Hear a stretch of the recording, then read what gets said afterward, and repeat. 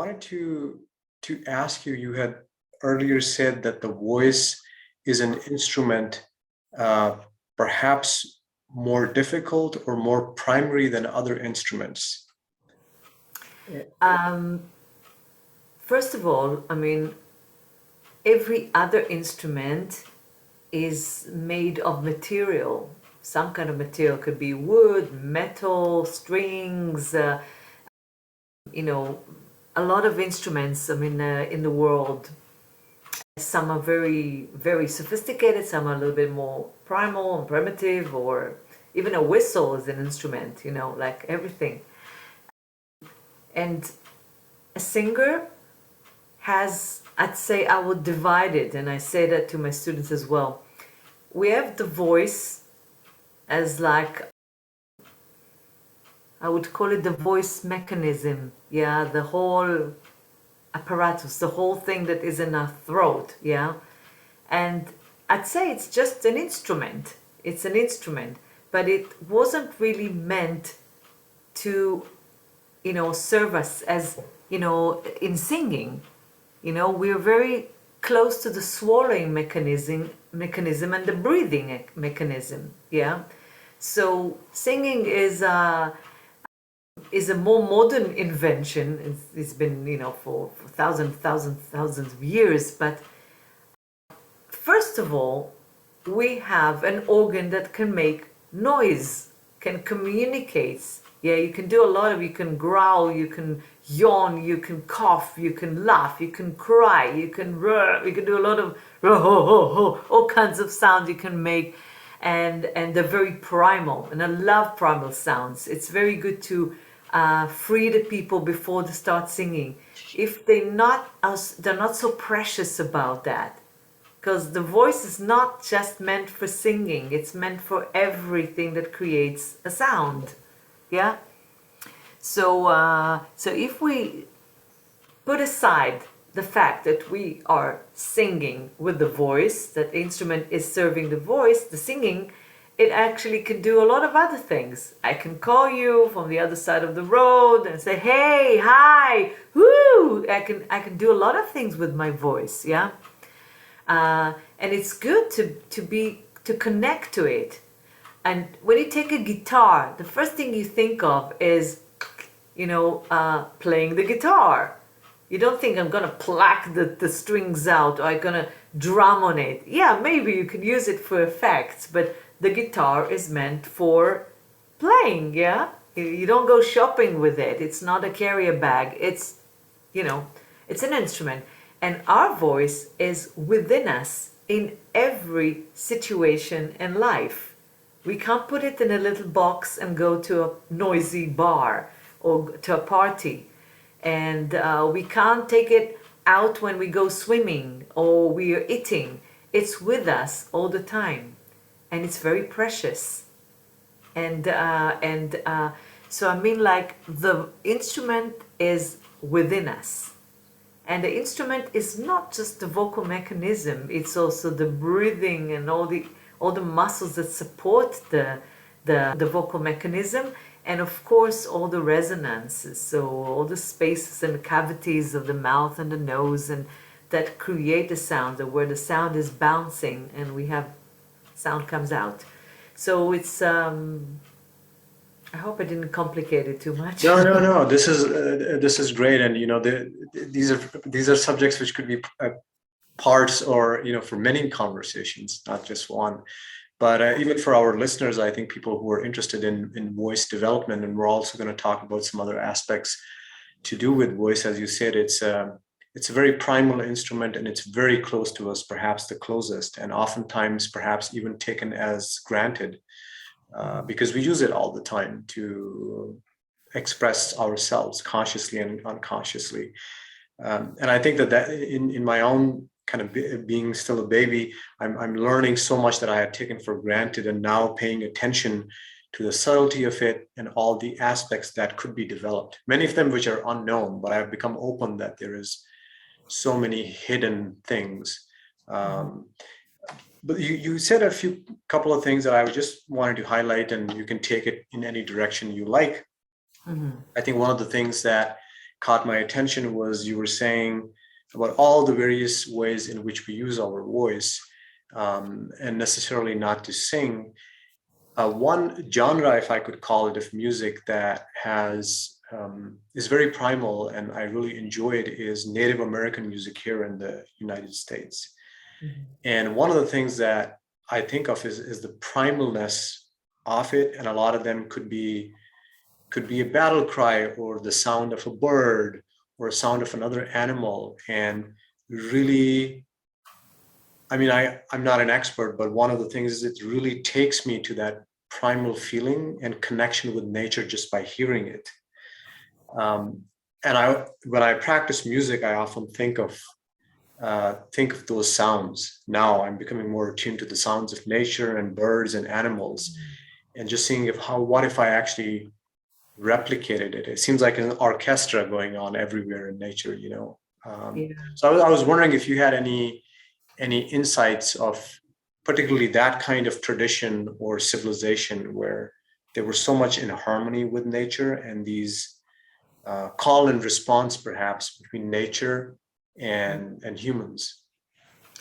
Well, I didn't really explore it so much because you know, and I obviously don't know so much. I'm not an expert on these kind of traditions and cultures. But what I assume is that in my studio or in everywhere in my workshops, and though I work a lot with animal kind of like calling and if somebody is not used to it, but you know the peacock when you go you know that kind of thing, and then you have an owl or ooh, ooh, ooh. Each one of them is actually a voice projection, a voice quality, yeah, that we can use in blues, in gospel, in and you know each one is actually related to a technique. Now I'm really simplifying it, of course, because people can relate. If I ask somebody to do a high note and say, well, how can I do that? I can't do, I can't do that. The voice is not giving that. But if you say, can you imitate an owl or, you know, any kind of bird, night bird, and say, just do, ooh, ooh, ooh, ooh, and then that ooh become ooh,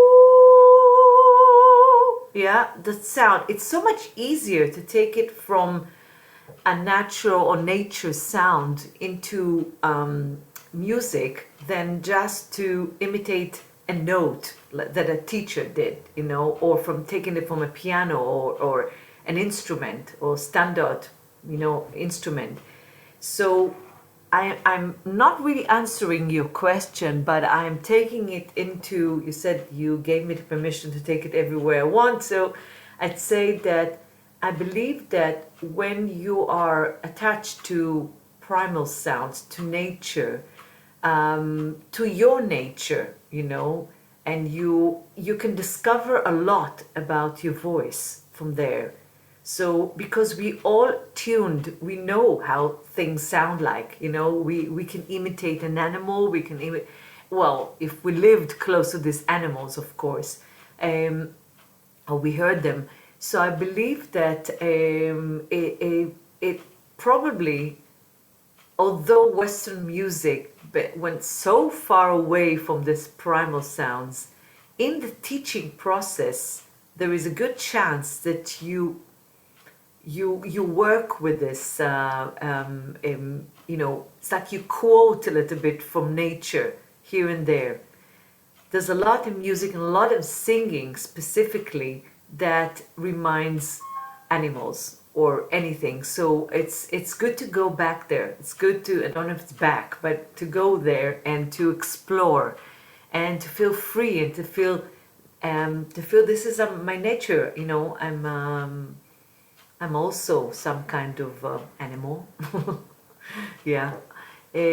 So I don't know. As I say, like. I only went and explored my tradition, my culture, and not that far away. You know, I come from a Jewish tradition, Jewish music, and when I looked into it, I realized how, I'd say, how music that comes from, you know, from the village life, you know, back in Poland or back in Egypt or back in Morocco, whatever, has been influenced by daily life, by animals, by sounds and noises and things that were present then, okay, and were very close to the heart and to the feeling, to the emotion, you know, like, and yes, we are a little bit detached from this basic emotions from time to time when we sing songs. And when I work with people on a Western pop song or music theater or jazz, then I can actually reduce it sometimes to the emotion that stands behind that, behind this phrase, behind this music. And it comes to basics. We all connect back to the basics, and they are the same everywhere, in every culture, every area in the world. I think we in this specific thing we are the same.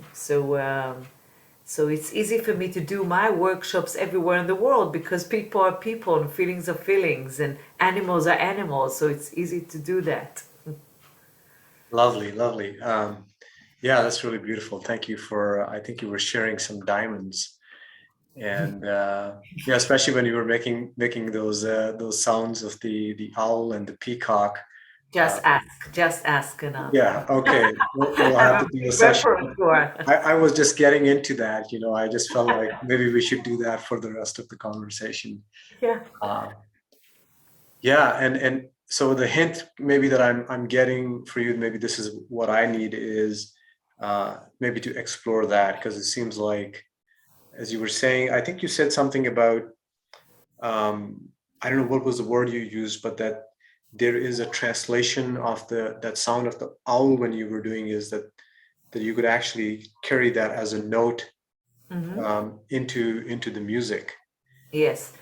Or if I, you know, when I worked with the peacock sound, it reminds very much a sound that called twang. Yeah, Americans use, you know, you probably live in America in different areas. You have a lot of twang. Yeah, wow. Yeah. So when you go into the peacock, Israeli person or child doesn't know anything about twang. You know, they don't. We don't have it in the language. We have a very kind of throaty language with and we don't have that sound, yeah, which American and Italian have it very strongly.